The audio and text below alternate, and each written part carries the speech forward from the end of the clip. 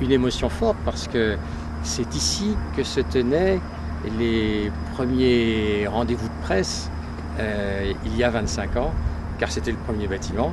Et donc c'est sur cette esplanade sur laquelle on est peu revenu par la suite. Et donc le Futuroscope, qui est une machine à remonter le temps, finalement le prouve aujourd'hui parce que ça nous rajeunit et ça montre qu'il est non seulement toujours en mouvement, mais en plus il regarde vers l'avenir avec une nouvelle sphère qui se prépare.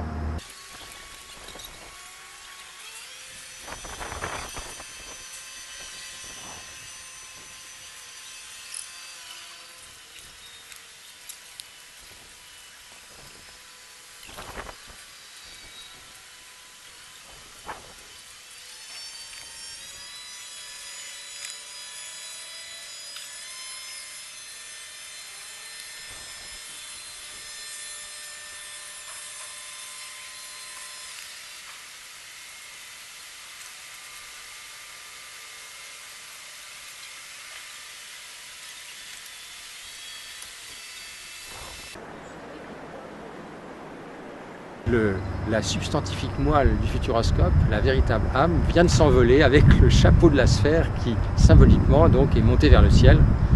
Car, du point de vue anecdotique, je voudrais dire qu'il y a... Hérodote disait qu'il y avait toujours quelque chose de vrai dans une légende. Notamment, il faisait allusion à Homère et la guerre de Troie. Et ici, il y avait une légende qui était que la sphère allait rouler dévaler en bas de la pente.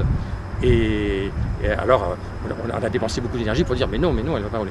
Mais en fait, il y avait quand même quelque chose de vrai dans la légende. La preuve, c'est que la sphère n'a pas roulé, mais s'est élevée. Donc, ça confirme ce que disait Hérodote. Il y a toujours une part de vrai dans une légende. Maintenant, les travaux vont continuer, puisqu'il y a seulement la moitié de la sphère qui a été déposée. Donc mardi prochain, on va déposer l'autre moitié de la sphère, ce qui nous permettra pour les vacances de la Toussaint de rendre la sphère, la Cité du numérique au public, à nos visiteurs.